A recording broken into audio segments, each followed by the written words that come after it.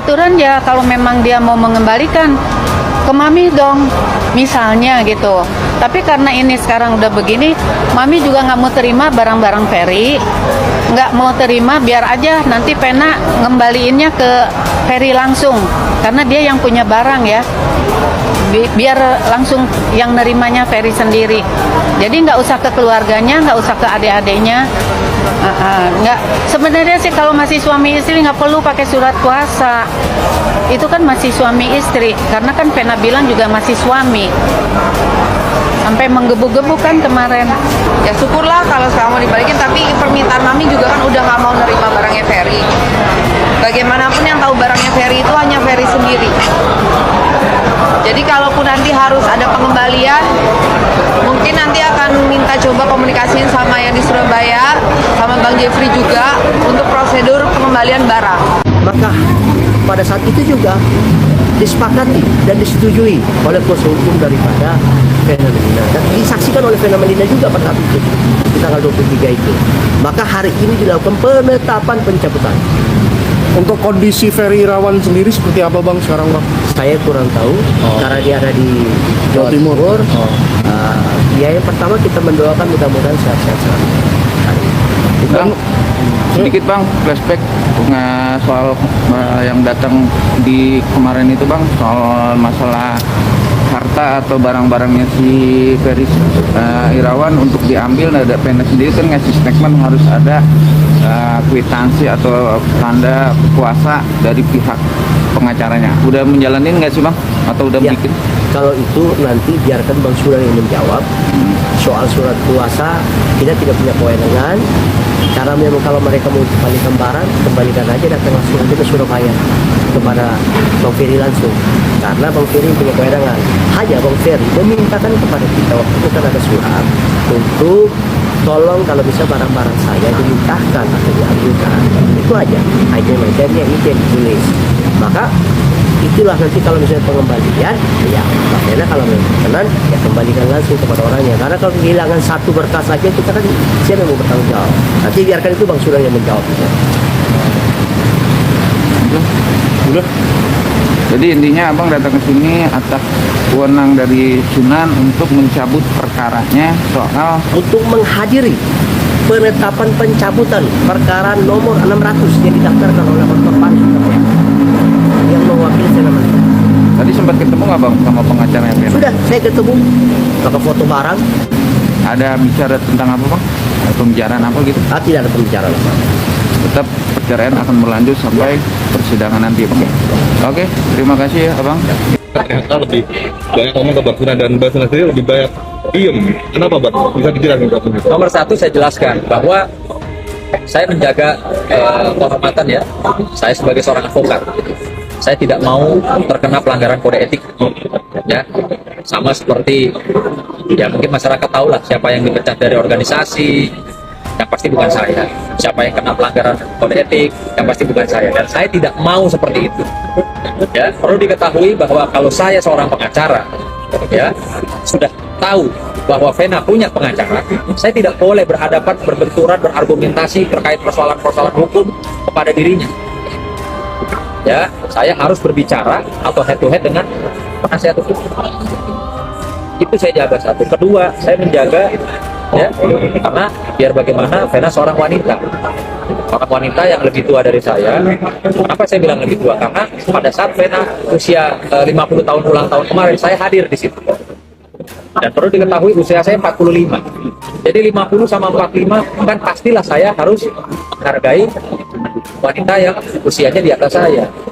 Satu. Kedua, saya juga prihatin melihat bahwa saat ini mungkin saja emosionalnya Mbak Vena sedang tidak kondusif karena sedang menghadapi persoalan dalam rumah tangganya. Diduga ya? Ya, bukan diduga, maksudnya kan ada persoalan dalam rumah tangga, baik itu proses perceraian maupun proses dugaan KDRT. Kan memang kita sama-sama lihat sedang ada persoalan. Tidak sedang baik-baik saja mereka berumah tangga, sehingga saya mencoba menempatkan mungkin saja sebaiknya saya tidak terlalu panjang lebar menanggapinya. Satu, karena masalah kode etik. Kedua, karena juga alasan itu tadi. Tapi Tapi saya juga tidak diam seribu bahasa. Saya menjawab hal-hal yang terkait surat. Kenapa nggak ada materainya? Ya nggak mungkin ada materai. Emang ada yang jual materai di dalam sel tahanan Polda Jawa Timur? Kan nggak ada. Itu saya jawab dan saya bacakan apa saja. Ya, artinya omongan saya mengenai permintaan barang itu dilandasi dengan fakta dan bukti. Ada buktinya, makanya saya bicara. Saya tipe pengacara yang kalau tidak pegang bukti, saya nggak akan mau bicara. Berarti di momen itu banyak emosi-emosi yang Abang Sunan pendam dan Abang jaga ya? Karena kode etik. Saya melihat di samping saya itu ada beberapa orang yang mencoba menenangkan Mbak Vena.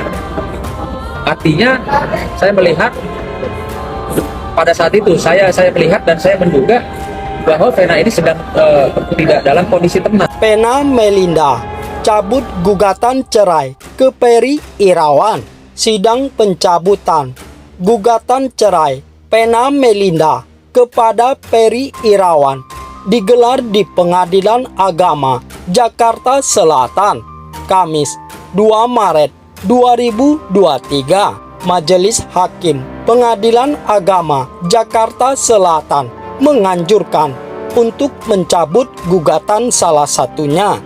Seperti diketahui, baik Pena Melinda maupun Peri Irawan sama-sama mengajukan gugatan cerai di tanggal yang sama di Pengadilan Agama Jakarta Selatan. Pena Melinda memilih mencabut gugatan sesuai arahan dari Majelis Hakim. Anjuran dari Majelis Hakim Pengadilan Agama Jakarta Selatan adalah salah satu dari pasangan suami istri itu mencabut gugatan karena isi permohonannya sama. Sidang hari ini terkait perkara Pena sebagai penggugat. Kebetulan minggu lalu Majelis Hakim menginstruksikan karena ada 2 gugatan yang sama dan sama-sama ingin cerai. Jadi alangkah baiknya salah satunya dicabut. Jadi kita mempertimbangkan, baik kita cabut, kata pengacara Pena Melinda Nur Ahmad Riyadi ditemui di Pengadilan Agama Jakarta Selatan. Dilansir dari Detik Hot, Kamis 2 Maret 2023, Nur Ahmad mengaku hanya memasukkan permohonan pencabutan perkara saja. Namun, sidang cerai Peri Irawan dan Pena Melinda akan terus berlanjut merujuk hanya kepada gugatan Peri Irawan yang lebih dulu masuk. Hari ini agendanya cuma masukin permohonan pencabutan. Langsung dibacakan juga oleh Majelis Hakim soal pencabutan perkara.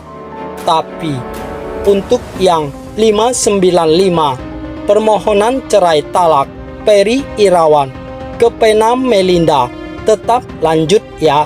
Kami sebagai tergugat dan kami tetap akan mengajukan gugatan rekonvensi, ungkapnya.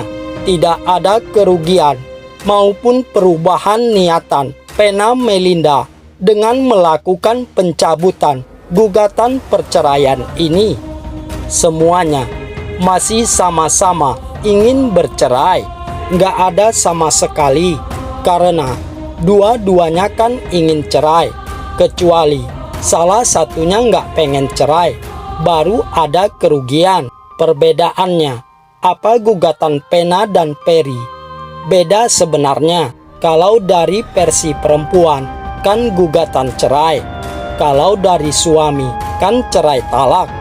Bebernya hanya saja isi permohonan cerai talak Peri Irawan membuat Pena Melinda keberatan. Dalam permohonan cerai itu, Peri Irawan tidak memasukkan masalah KDRT. Hal itu membuat Pena Melinda berencana akan menggugat Peri Irawan terkait KDRT. Pihak sana ingin cerai, betul. Kami juga setuju sih. Intinya, Mbak Pena nggak keberatan atas gugatan cerai tersebut. Cuma keberatannya kok nggak ada masalah KDRT.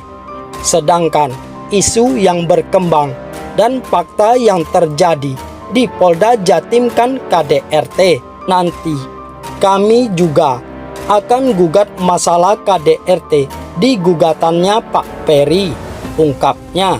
Diketahui sidang cerai Peri Irawan dan Pena Melinda akan digelar kembali pada 9 Maret 2023.